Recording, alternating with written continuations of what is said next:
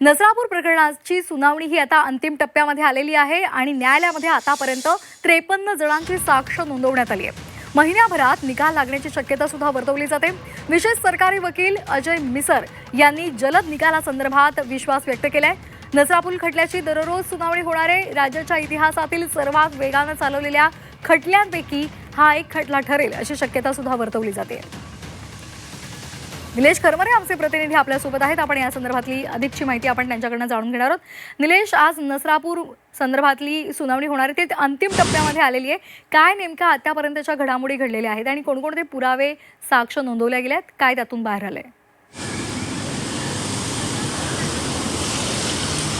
स्वतः जर बघितलं तर इतिहासात पहिल्यांदाच असं होत आहे की अशा घटनेमध्ये सगळ्यात जास्त जे फास्ट ट्रॅकमध्ये सुनावणी जी सुरू आहे ती पुण्यातली नसरापूर बलात्कार हत्या प्रकरणातली आहे। खरं तर पुढील महिन्यात या प्रकरणाचा निकालसुद्धा लागण्याची शक्यता या ठिकाणी वर्तवली जाते आहे। कारण सातत्याने जर बघितलं तर सकाळी 11 ते संध्याकाळी 5 वाजेपर्यंत या प्रकरणाची सुनावणी जी आहे ती पुण्यातील शिवाजीनगर न्यायालयामध्ये सुरू आहे। महत्त्वाचं म्हणजे या प्रकरणामध्ये आता उद्या 2 साक्षीदार आहेत, त्यांची साक्ष नोंदवली जाणार आहे।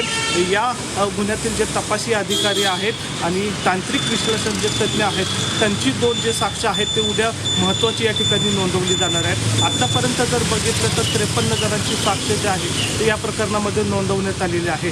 विशेष करून यामध्ये जर बघितलं तर घटनेच्या ठिकाणी असलेले जे साक्षीदार आहेत किंवा ज्यांनी घटना बघितली होती अशा बाल साक्षीदार आहेत त्यांची या ठिकाणी मुख्य साक्ष नोंदवण्यात आलेले आहेत। तर इतर जे पुरावे गोळा करण्यात आलेले होते त्यामध्ये तांत्रिक विश्लेषण असेल किंवा वैद्यकीय अहवाल असेल, या सगळ्या गोष्टी ज्या आहेत त्या आता न्यायालयासमोर मांडण्यात आलेल्या आहेत। महत्त्वाचं म्हणजे उद्या 2 जे साक्षीदार साक्ष होणारे आहेत ती महत्त्वाची साक्ष असणार आहेत आणि कदाचित पुढील महिन्यामध्ये या प्रकरणाचा निकालसुद्धा लागण्याची शक्यता जी आहे सरकारी वकिलांनी या ठिकाणी व्यक्त केलेली आहे। त्यामुळे या प्रकरणात जर बघितलं तर आतापर्यंत 53 जणांची साक्ष नोंदवण्यात आलेली आहे आणि उद्या महत्त्वाच्या 2 साक्षी या प्रकरणात नोंदवले जाणार आहे। त्यामुळे पुढील महिन्यामध्ये या प्रकरणाची निकाल जो आहे तो लागण्याची शक्यता आहे आणि जो आरोपी आहे त्याला कठोरात कठोर शिक्षा ही पुढील महिन्यात होण्याची शक्यता या ठिकाणी वर्तवण्यात आलेली आहे।